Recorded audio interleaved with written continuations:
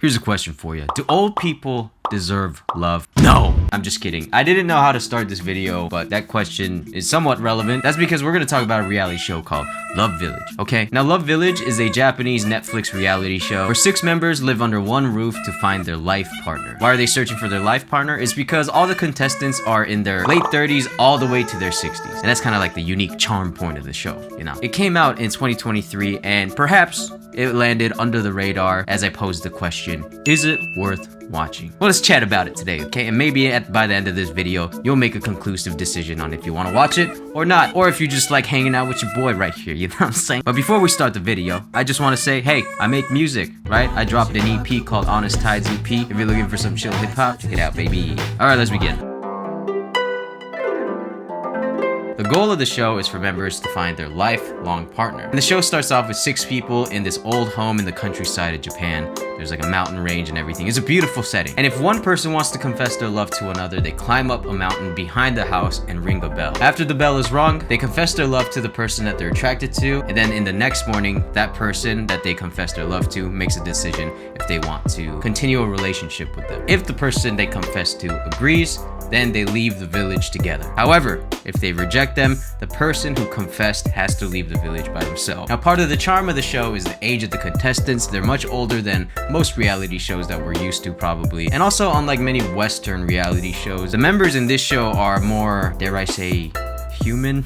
They're very grounded and relatable, not particularly like over attractive or like glamorous or anything like that. They seem very average. Like, many of them feel like the local liquor store clerk or your neighbor. They're no disco mommy, that's for sure. Ain't no MILF man around this piece. And to just summarize it, you know, I think this Reddit post explains it the best. It's not a bunch of bikini-clad hot bodies engaged in casual hookups. It's a group of middle-aged folks with typical/average looks. They come from broken marriages/relationships. Some have kids. They've almost all suffered some life setbacks, etc. In other words, they're normal, relatable folks. The show is hosted by 2 popular entertainers that are regularly on TV, Atsushi Tamura and Becky. When Becky, I used to have a crush on back in the day. Never mind. And as the show unfolds, they're also watching it, so it's like they're watching it with you, and they provide a lot of really funny commentary during the whole thing. It's as if you have 2 really funny friends watching the whole show with you, and their conversations flow really well together because they have such good chemistry, and also they're like, you know, they're professional entertainers. And it's especially funny because at some moments they're just straight up just talking shit about the contestants, but in like a humorous way, you know. It's not like overly aggressive or anything like that. If you're a fan of Japanese reality shows, then you probably know Terrace House, which was canceled in 2020. If you don't know, Terrace House was another Japanese reality show that was hugely popular, and it had a similar setup where it had 6 strangers live under the same house, but rather than having the goal be to like find love, they just documented 6 strangers come together and, you know, pretty much just become friends. Terrace House was canceled though due to extremely unfortunate reasons, involving one of their members who was only 22 years old intentionally leave this world because of online bullying due to a conflict that occurred on the show. Just super unfortunate. So why am I explaining all this? There's a lot of similarities between the 2 shows. So if you like Terrace House, then you'll probably like this show. It offers that similar refreshing take of reality TV where it's more grounded, and the interactions on screen seem very genuine, friendly, wholesome. You know, that's a big one. It's wholesome. I'm sure Netflix and the producers definitely had their hands in, you know, setting up certain scenes or telling the contestants to do whatever. But all in all, the show seems much more natural, organic, and wholesome. That's a little introduction to the show. Hey, if you're looking for a new reality show to watch that differs from the more, let's say, loud reality shows, Love Village is a great option. Although I don't know if they're going to do another season. Okay, let's do it. Let's get into the nitty-gritty, shall we? One of the main things I want to highlight about this show is the way in which the show kind of attaches the viewers to each character. Throughout the show, each member has like their own backstory, their own past experiences shared, whether it be like previous relationships or distrust in people or tragedy that occurred in their life. They share a very vulnerable piece of that member's past. And the show does a really good job at bridging a connection between their past experiences and what they're experiencing in the show. For example, one of the first members is named Hollywood.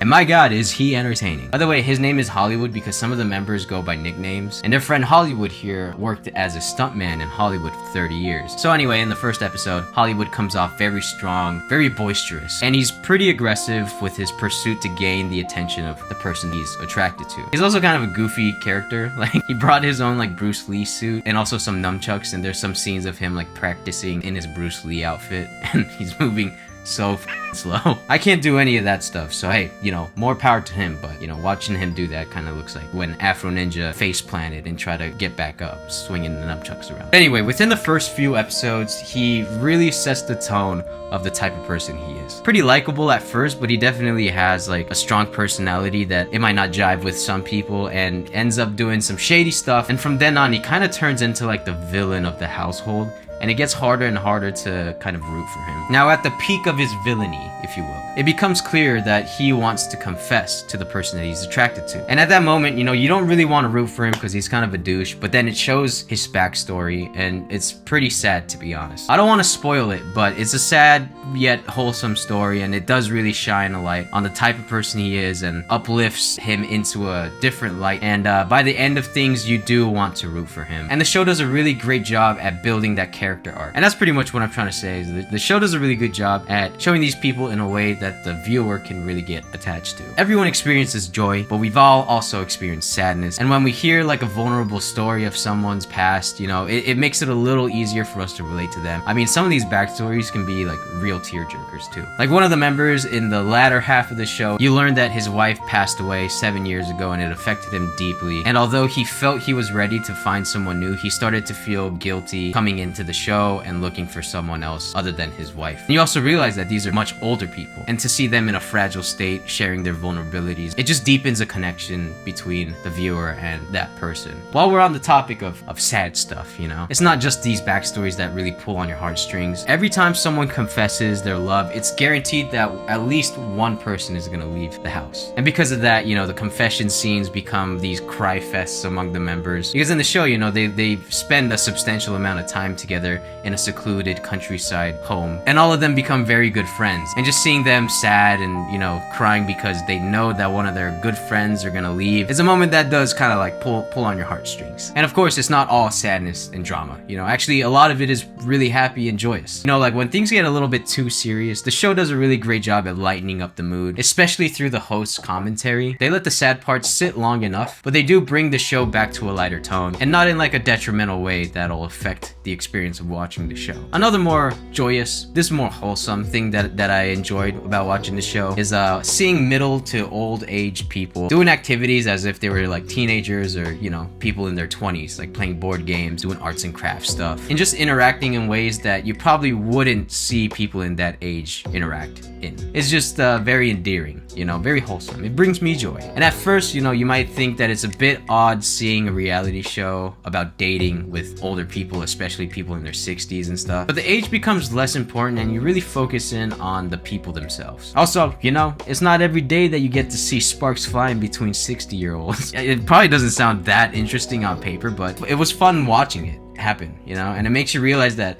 you know, love really is timeless. Like, regardless of age, those butterflies still occur in your stomach, and it's just a nice sentiment to know that, you know, those moments of excitement don't just fade away with age. Now let's talk about the progression of the show, right? The pacing. Sometimes the pacing's a little slow, but when it comes to like finding a partner, these folks, they move fast. Maybe it's because of their age, but things move very fast in this show when it comes to like the interpersonal connections. Because I mean, you know, everyone came into this show to find their last love. That's the goal of the show. And most of the members really did take initiative. So within like one episode, you know, people are already locking in, like just pinpointing who they want to interact with and who they're interested in. And so like the pacing in that sense, it's very fast. And the show's only 18 episodes, and a lot happened. I don't really remember the exact number, but I think it was like 8 or so members who confessed their love throughout the 18 episodes. So there's a lot to anticipate for, and there's a lot of moments of like, will they, won't they? Now with that said, I would say that the show is obviously much more slower paced than Western reality shows. You know, it's not drama filled or like people screaming at each other. So if that's the type of show you're into, you know, drama after drama after drama, then you might get bored of this show.